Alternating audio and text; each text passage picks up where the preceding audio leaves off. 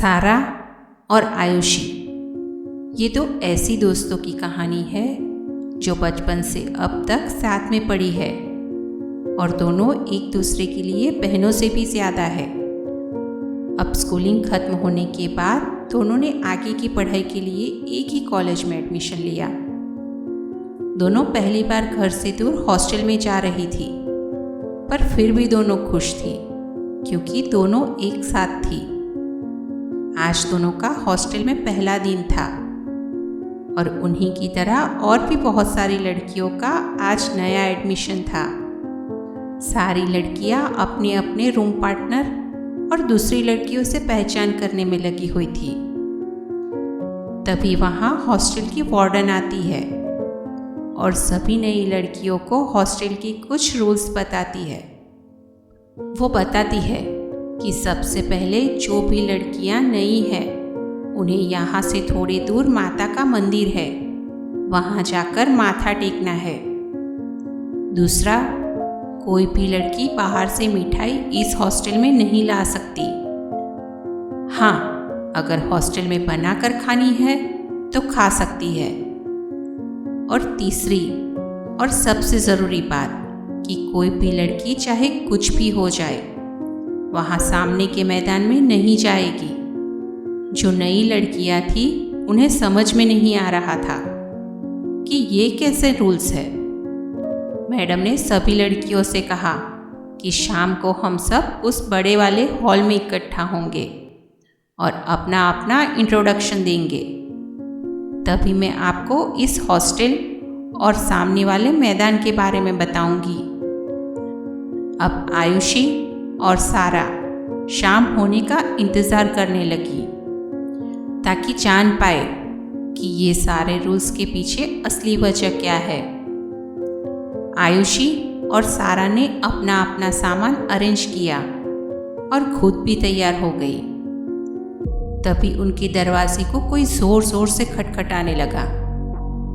तभी सारा ने कहा, रुक जाओ यार, खोल रही हूँ। जब सारा ने दरवाज़ा खोला तो पूरी कॉरिडोर खाली थी। सारा ने रूम के बाहर आकर भी देखा पर कोई नहीं दिखा। तभी रूम से आयुषी ने आवाज़ लगाई, कहाँ अटक गई? कौन है दरवाजे पर? सारा ने आयुषी से कहा, यार दरवाजे पर तो कोई भी नहीं है, पूरा कॉरिडोर खाली है। आयुषी ने कहा, ऐसा कैसे हो सकता है? अभी तो कोई जोर जोर से खटखटा रहा था। अब आयुषी ने भी बाहर आकर यहाँ वहाँ सब जगह देखा। सारा ने आयुषी से कहा, आयुषी अभी तो इस कॉरिडोर में कितनी सारी लड़कियाँ थी पर अब कोई नहीं है और ना ही कोई अपने कमरे में है। उन्हें लगा कि सब मिलकर उन्हें डराने की कोशिश कर रहे हैं। अब उन दोनों को भी डर लगने लगा था। वो दोनों नीचे जाने लगी कि शायद सब नीचे हो। पर जैसे जैसे वो दोनों नीचे जा रही थी उन्होंने देखा कि किसी भी फ्लोर पर कोई भी नहीं था। पूरा हॉस्टल जैसे वीरान हो गया था।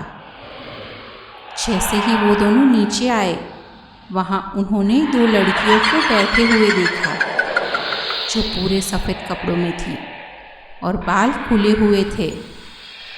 दोनों ने अपना चेहरा नीचे करके रखा था और कुछ बड़बड़ा रही थी।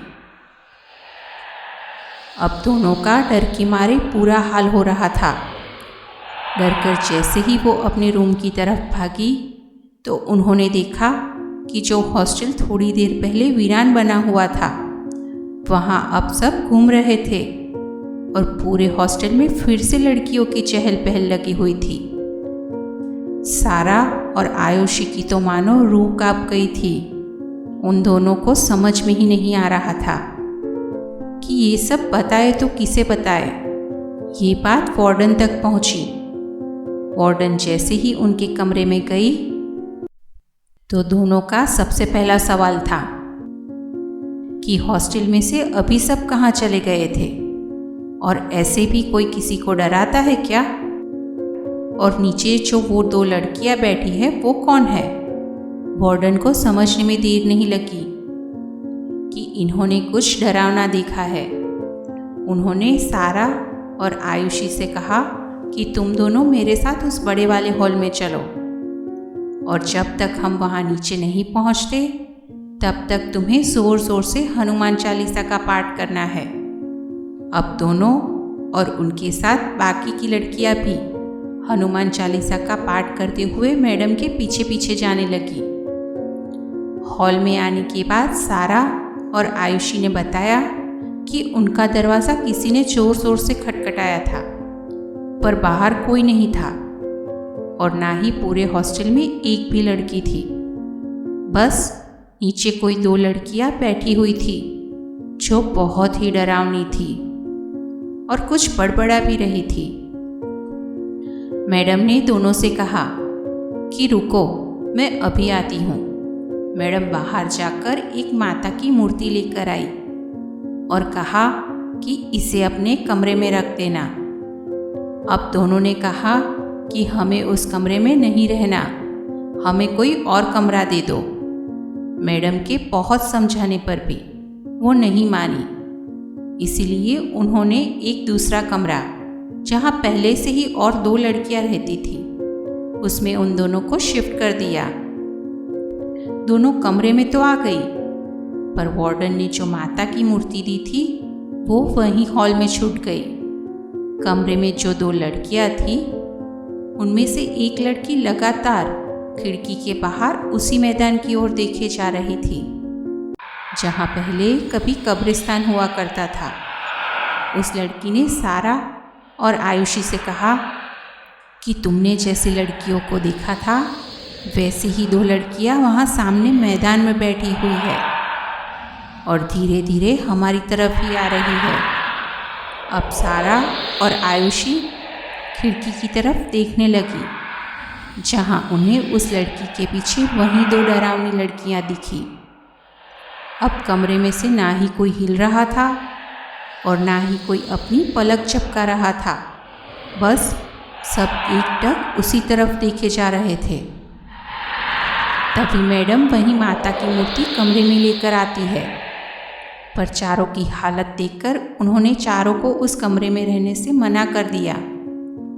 अब सभी लड़कियां मैडम से पूछ रही थी कि मैडम प्लीज़ हमें ये 2 लड़कियों के बारे में बताइए, क्योंकि हमें ये समझ में नहीं आ रहा कि हमारे साथ हो क्या रहा है।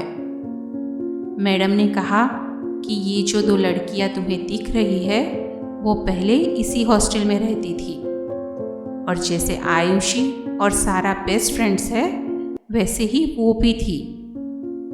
वो नए साल की रात थी, सारी लड़कियां हॉस्टल से जा चुकी थी, बस वो दोनों ही थी। वो एक दिन के बाद अपने घर जाने वाली थी, पर उस रात यहाँ क्या हुआ ये किसी को नहीं पता। जब हॉस्टल खुला तो उन दोनों की लाश उसी कमरे में थी जो कमरा आयुषी और सारा को दिया गया था। अब ये सब बातें हो ही रही थी, तभी सारा और आयुषी अचानक से बंगाली में बात करने लगे। वार्डन को भी थोड़ा अजीब लगा कि ये 2 कैसे बंगाली में बातें कर रहे हैं, जबकि इन्हें तो बंगाली आती ही नहीं है, और वो दोनों बिल्कुल उसी 2 लड़कियों की तरह बातें कर रही थी। तभी मैडम ने बाकी लड़कियों से कहा कि सब एक ही कमरे में चले जाओ और दरवाज़ा बंद कर लेना। उनमें से एक लड़की थी कृतिका, जो कब से ये सब देख रही थी। उसे बंगाली अच्छे से आती थी, इसीलिए वो समझ गई कि वो दोनों वार्डन को बंगाली में बुरा भला कहे जा रही है और धमका भी रही है। मैडम ने कृतिका से भी जाने के लिए कहा, पर वो वहीं खड़ी रही। तभी उन दोनों ने कृतिका से कहा कि चली जा, वरना हम इन्हें छोड़कर तुम्हारे साथ हो जाएंगे। ये सब सुनने के बाद भी ना ही कृतिका डरी और ना ही वहाँ से गई, क्योंकि कृतिका समझ गई थी कि कुछ तो इनके साथ गलत है। कृतिका के पापा देवी माता के मंदिर के पंडित थे और इसीलिए उसने कहीं ना कहीं ये सब देखा भी था और सुना भी था। अब कृतिका उन दोनों के नज़दीक आती है और कुछ मंत्रों का जाप करने लगती है और फिर अपना हाथ दोनों के सिर पर रखती है। दोनों ने बहुत कोशिश की पर मंत्रों की शक्ति के आगे उनकी एक ना चली। थोड़ी देर बाद वो दोनों सारा और आयुषी नॉर्मल हो चुकी थी। इसके बाद कृतिका के पापा को हॉस्टल में पूजा करने और शुद्धिकरण के लिए बुलाया गया। ये सारी विधि 2 दिन तक चली। इसके बाद हॉस्टल में और सामने के मैदान में, जो पहले कब्रिस्तान था, वहाँ सब ठीक हो गया। सारा और आयुषी का ये तीसरा और आखिरी साल है।